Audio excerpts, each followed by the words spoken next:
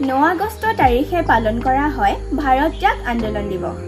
আৰু আজি মই বিৰামী গগৈয়ে মোৰ ভিডিঅ'টোত লৈ আহিছোঁ ভাৰত ত্যাগ আন্দোলন দিৱসৰ ওপৰত এক চমুটকা তেন্তে আহকচোন ভিডিঅ'টো আৰম্ভ কৰোঁ